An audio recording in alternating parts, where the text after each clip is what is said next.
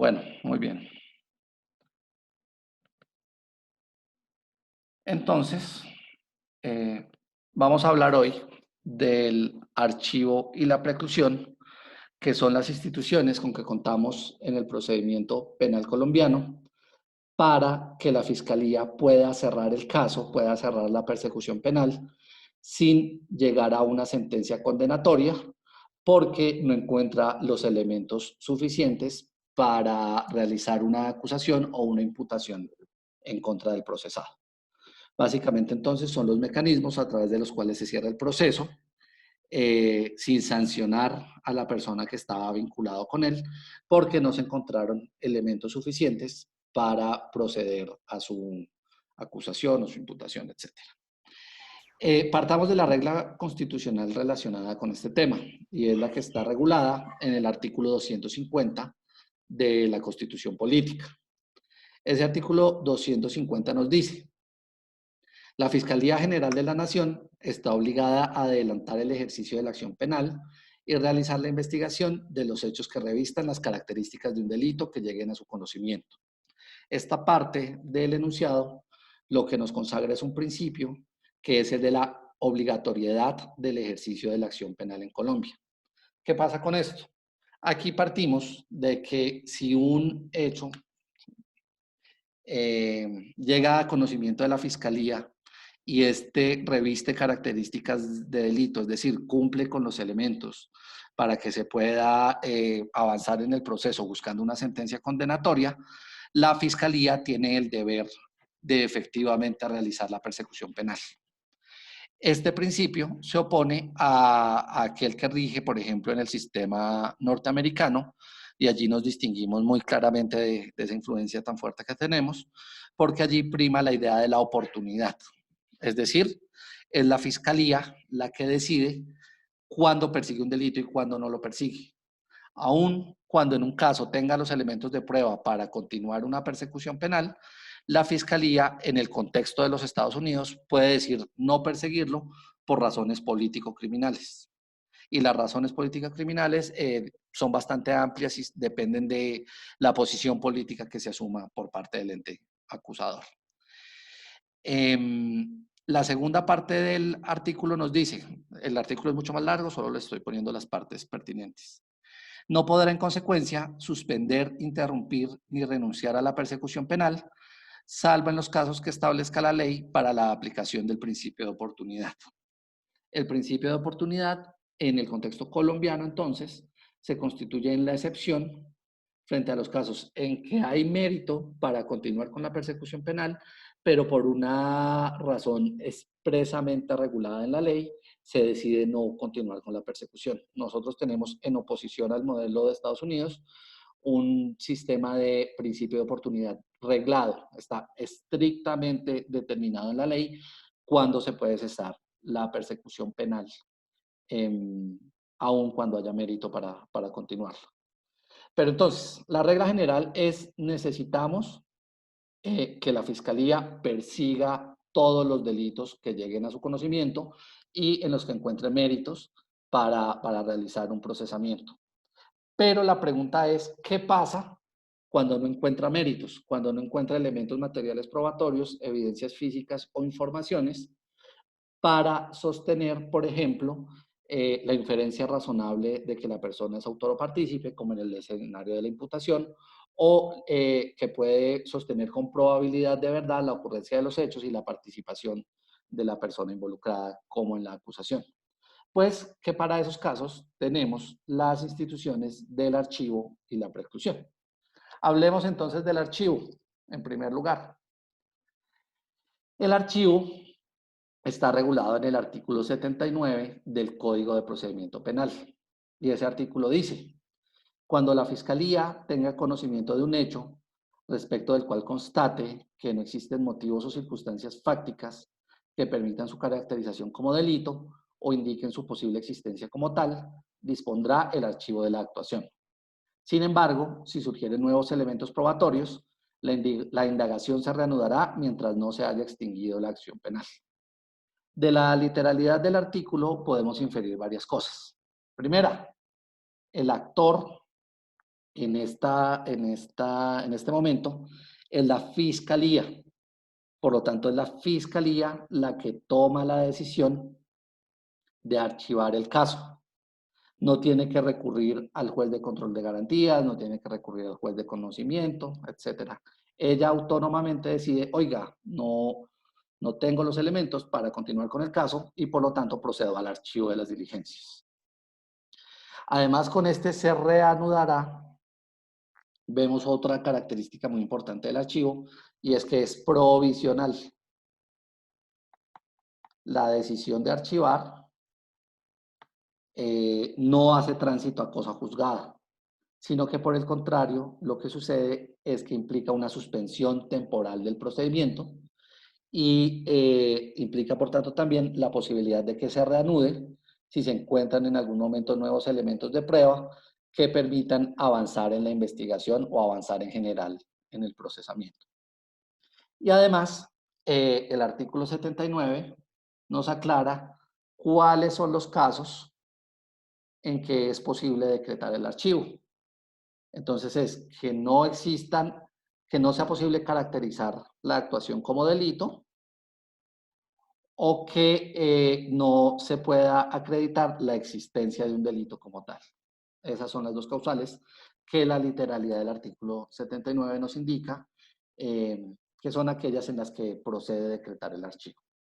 De cualquier manera, veamos de manera un poco más detallada las características de esta decisión de archivo. Primero, como ya les decía, se decreta directamente por la Fiscalía. No tiene que solicitar autorización de un juez para decretar el archivo. Lo decreta ella de manera autónoma. La decisión debe ser motivada. Es decir, no basta con un auto en que se diga no se encuentran elementos de prueba y por tanto se archiva, punto, sino que se tiene que argumentar el por qué en el caso concreto no fue posible encontrar los elementos suficientes para proseguir con el proceso. Debe comunicarse a la víctima y al Ministerio Público. Esto es bien importante porque el sujeto procesal primordialmente afectado con una decisión de archivo es la víctima. ¿Por qué? Porque la víctima en el marco del proceso tiene una expectativa y es que se llegue a una sentencia condenatoria que luego le permita acceder a una reparación integral de los perjuicios ocurridos con el delito. Cuando se archivan las diligencias, todo eso queda imposibilitado, queda impedido. Ya la víctima no va a poder obtener una verdadera reparación de perjuicio por los hechos que ha sufrido. Y por lo tanto, es un deber muy importante de la Fiscalía informarle a la víctima que ha archivado las diligencias. Esto está muy relacionado con la posibilidad que reconoce la jurisprudencia en la sentencia C-1154 de 2005, de que la víctima pueda controvertir la decisión tomada por el fiscal ante el juez de control de garantías. Lo que significa esto es que cuando el fiscal decreta el archivo de las diligencias y se lo comunica a las víctimas pueden oponerse a esa decisión. Es decir, pueden decir, oiga, yo no estoy de acuerdo con usted, yo creo que había los suficientes elementos materiales probatorios para continuar con el caso, ya sea, bueno, en el caso del archivo formulando imputación, o puede decir, si bien en la investigación que usted tiene aún no hay los elementos materiales probatorios suficientes para proseguir con el caso, esto se da porque no he investigado lo suficiente. Todavía hay diligencias investigativas que se pueden realizar y a partir de esas diligencias se podría averiguar o se podrían recopilar los elementos necesarios para proceder con una adecuada imputación. Eso se lo comunica las víctimas a la fiscalía, pero si la fiscalía rechaza su solicitud y reafirma su decisión de archivar las diligencias, pueden entonces las víctimas recurrir al juez de control de garantías para que se exponga la situación ante él y el juez de garantías sea el que decida si era procedente el archivo o si por el contrario se debe proceder al desarchivo y continuar con la indagación. Además, está claro que el archivo se puede decretar solamente hasta antes de la imputación. Recordemos que hemos hablado de la imputación como un momento hito en el procedimiento penal que nos divide la fase de la indagación de toda la fase posterior, que es la investigación y el juzgamiento. Se reafirma la idea de que la imputación es un hito con el tema del archivo porque el archivo solo procede hasta antes de la imputación. Después se tiene que recurrir a la institución de la preclusión. Como les decía, implica un cierre provisional, por lo tanto el caso cuando se archiva no hace tránsito a cosa juzgada. Y aquí hay una parte interesante y es que en estas jurisprudencias que aquí les señalo, se regula de manera más específica en qué casos procede el archivo y en qué casos no procede el archivo. Se me perdió la hojita, denme un segundo.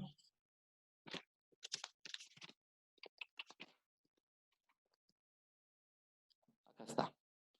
Básicamente, lo que nos dice esta primera sentencia citada del año 2007, con ponencia del doctor Yesid Ramírez Bastidas, es que procederá el archivo cuando la razón por la que no se puede continuar con la persecución penal sea de carácter objetivo.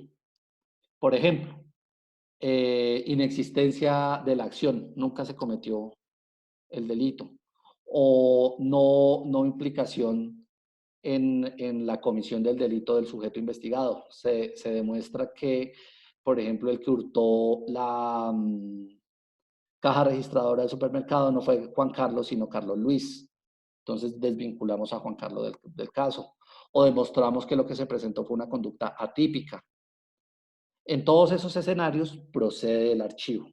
Al contrario, cuando la razón por la que no se puede continuar con la persecución penal involucra elementos, digamos, de unas valoraciones un poco más complejas, la idea es que no proceda el archivo, sino que se tenga que recurrir en todo caso a la preclusión. Por ejemplo, en el evento de un error de tipo. El error de tipo nos implica una discusión un poco más compleja porque tenemos que demostrar que hubo un error en el elemento cognitivo del dolo, por ejemplo, que implica una argumentación que involucra juicios valorativos de mayor dificultad. O, por ejemplo, que se presentó una legítima defensa, o se presentó un estado de necesidad exculpante, o un miedo insuperable, o bueno, cualquiera de estas causales contempladas en el artículo 32. En esos casos, nos dice la jurisprudencia, no se puede recurrir al archivo, sino que se debe recurrir a la preclusión. Esto lo resume en esta sentencia del año 2018, la magistrada Patricia Salazar Cuellar, diciendo que en los eventos en que se vean involucrados juicios valorativos con respecto a la responsabilidad penal, no debe recurrirse al archivo, sino a la preclusión. Es una definición igual un poco indeterminada. Me gustó mucho más la regulación caso a caso que se hace en la primera sentencia, pero nos indica más o menos la regla que se debe seguir a la hora de decidir si frente a un caso concreto los motivos que justifican la no continuación de la persecución penal se pueden alegar a través de la institución del archivo o a través de la institución de la preclusión. Hablemos entonces de la segunda hora. ¿A qué se refiere la preclusión? ¿Cuáles son las características generales que identifican la preclusión? La primera, distinta al archivo, procede tanto antes como después de la formulación de imputación. Incluso procede en el marco del mismo juicio oral. Segundo, la solicitud de preclusión por regla general la realiza la Fiscalía, pero, ojo, ahora la decisión de si se precluye o no el caso, si se cierra o no el caso, es competencia del juez de conocimiento y no del propio fiscal. Esa es otra diferencia entre el archivo y la preclusión.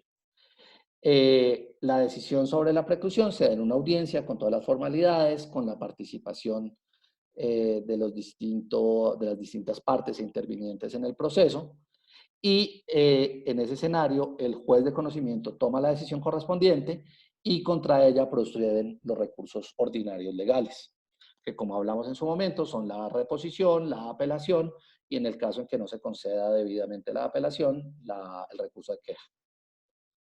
Además, es muy importante que cuando la preclusión queda en firme, es decir, cuando se han agotado todos los recursos y se ha sostenido la decisión de preclusión, la decisión hace tránsito a cosa juzgada y por lo tanto esto genera la extinción de la acción penal.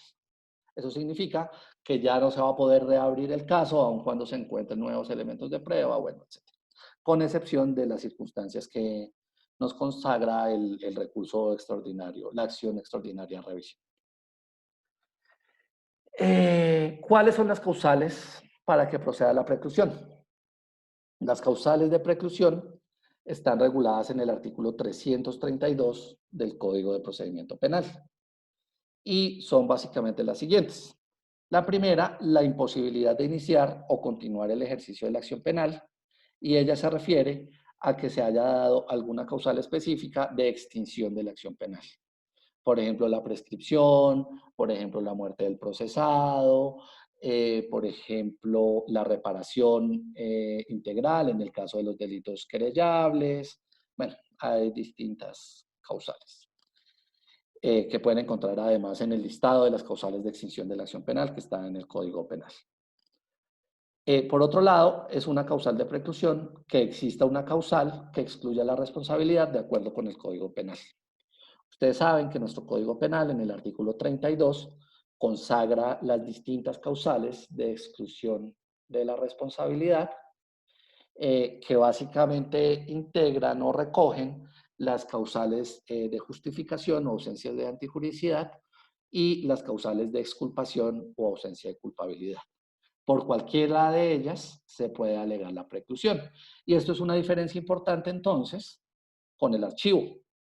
Estas causales no se podrían alegar como justificantes de una decisión de archivo de la investigación, pero sí se podrían alegar perfectamente como causales para que se proceda a la preclusión. Profe, tengo una pregunta. Claro. Cuando se presenta la legítima defensa como eximente de responsabilidad, ¿ahí opera la preclusión, el archivo Podría o operar la preclusión, el archivo no. El archivo no podría operar porque la legítima defensa es una causal que excluye la responsabilidad de acuerdo con el artículo 32 y si la ubicamos en la estructura dogmática del delito, sería una causal de justificación que excluye la antijuridicidad. Entonces sí que procedería la preclusión, pero no procedería el archivo. Bien, además, procede la preclusión cuando se pueda alegar la inexistencia del hecho investigado, es decir, el hecho investigado nunca sucedió, los hechos que nos narraron en la noticia criminal al final resultaron ser falsos, resultaron no corresponder con la verdad. En los casos de atipicidad del hecho investigado, eh, es decir, los hechos investigados no corresponden con una conducta efectivamente descrita en el Código Penal o hay alguna razón por la que se pueda excluir la responsabilidad subjetiva, se puede excluir que se presentó dolo o que se presentó culpa en la realización de la acción. El numeral 5 nos contempla como causal la ausencia de intervención del imputado en el hecho investigado, es decir, sí que ocurrió un hecho, sí que ese hecho es típico, pero la persona investigada no participó en el mismo, no se le puede imputar, no se le puede achacar la realización de la conducta. Y este sexto, que es como una causal rastrillo, podríamos llamarla, es la imposibilidad de desvirtuar la presunción de inocencia. Es decir, efectivamente existen elementos que permiten inferir algún vínculo entre la persona imputada o acusada y el hecho delictivo, pero no se encuentran los suficientes elementos materiales probatorios para superar el estándar de prueba que corresponda en la fase procesal correspondiente y por lo tanto no se puede lograr una sentencia condenatoria y se debe recurrir a la figura de la preclusión. Tenemos además otras dos causales que están en el numeral séptimo y en el parágrafo, que corresponden más bien con causales procesales. Una, que se presente el vencimiento del término máximo previsto en el inciso segundo del artículo 294, y a lo que se refiere eso es que entre la imputación y la acusación existe un plazo de 90 días. Una vez presentada la imputación, la Fiscalía tiene 90 días para presentar la acusación. Ese plazo tiene una extensión en cierto tipo de delitos, en casos de concursos, bueno, etcétera. Pero partamos de la regla general.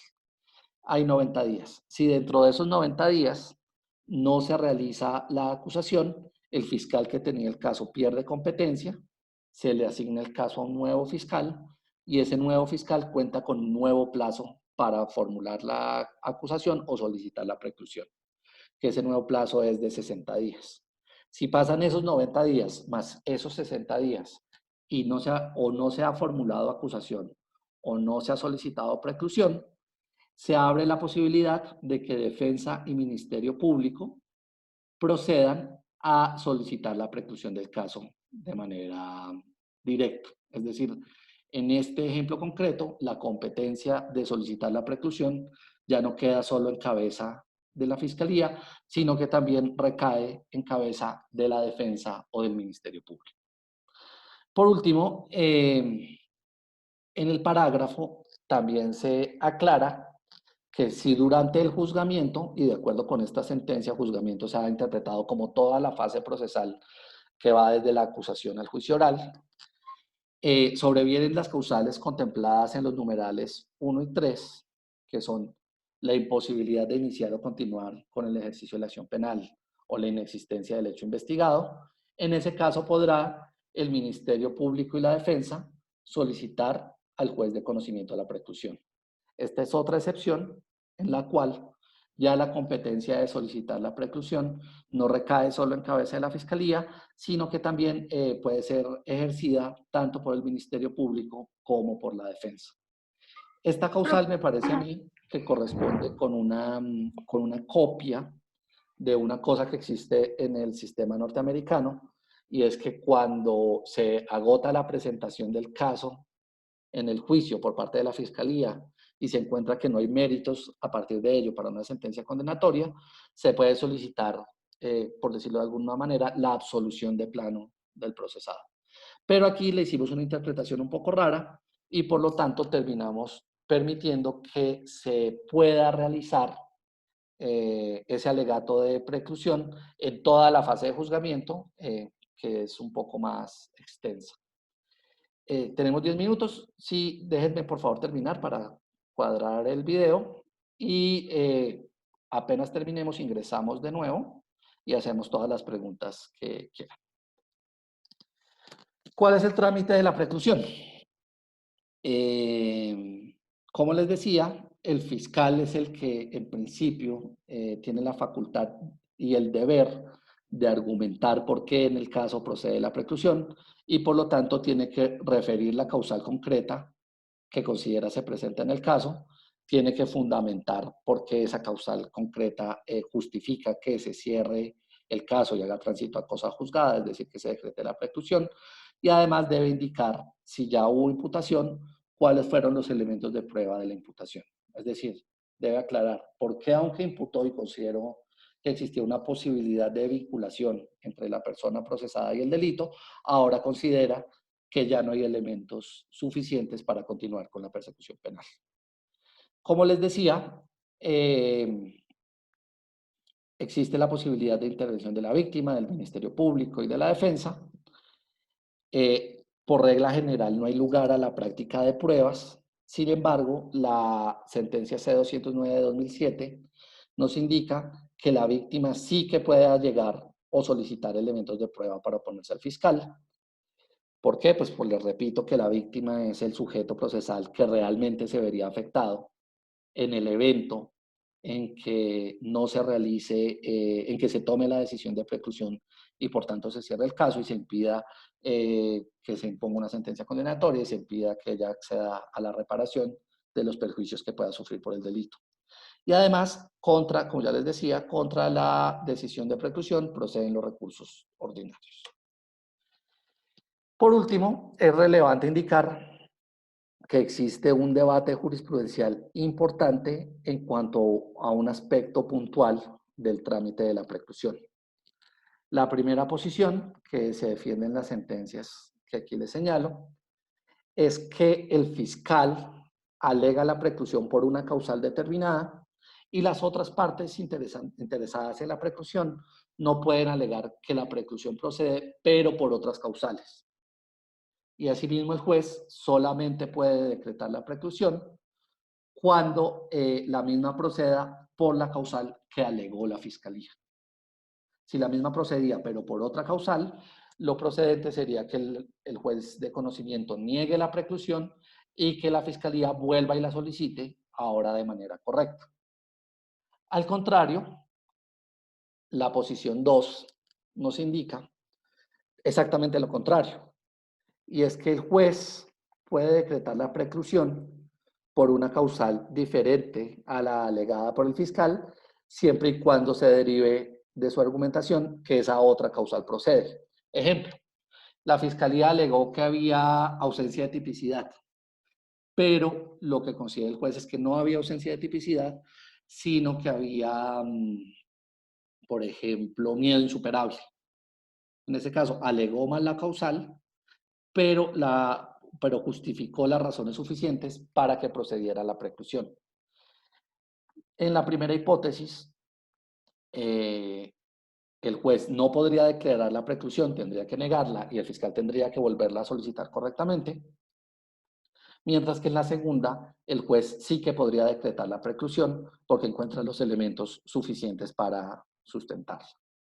Al final, con esto lo que les quiero mostrar es que en la preclusión, como en muchas otras áreas del procedimiento penal colombiano, todavía hay mucho debate jurisprudencial sobre las instituciones.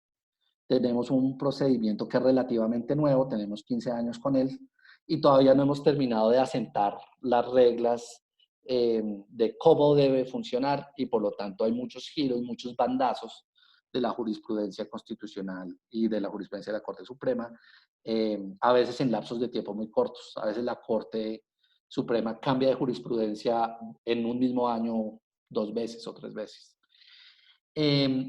Esto además nos indica pues, que es necesario para realmente poder conocer cuál es la regla que aplica a una circunstancia concreta, conocer muy bien la jurisprudencia e ir conociendo las distintas variaciones que se van dando en la jurisprudencia a lo largo del tiempo para saber cuáles son las posiciones dominantes, dónde se dieron los cambios de postura, si el cambio de postura se afianzó en la jurisprudencia o fue solamente una desviación accidental de la regla general, etc.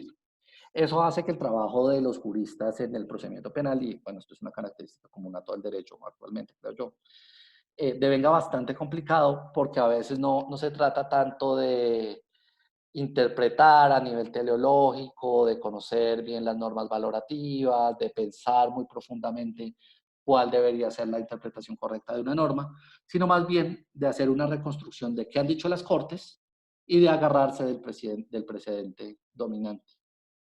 Eso a veces hace nuestro ejercicio un poco árido, pero es lo que hay. A eso nos sometemos ahora los juristas. Además, para cerrar, quisiera hablarles un poco de, pues que considero que existen problemas en la regulación actual de la preclusión y del archivo. Por un lado, hablando de este tema concreto, estoy mucho más de acuerdo con la posición 2, me parece mucho más razonable, porque nos permite ahorrarnos un montón de tiempo y de gasto en recursos de la Administración de Justicia. Cuando ya sabemos que procede la preclusión de cualquier manera, me parece que la posición 1 es una exageración del principio dispositivo. Y en general me parece que existe un error en el diseño institucional del procedimiento colombiano al dejar la institución del archivo tan limitada, tan pequeña, y al restringir muchas veces la declaratoria de la preclusión a muchas formalidades. Tenemos un sistema procesal que es extraordinariamente ineficiente, que está colapsado por el número de casos, y tenemos que tratar de privilegiar maneras que nos permitan darle trámite eficiente y rápido a casos que no tengan méritos para continuar en el proceso. Pero bueno, eso ya lo desarrollaremos un poco más adelante en la discusión que tengamos. Te tengo.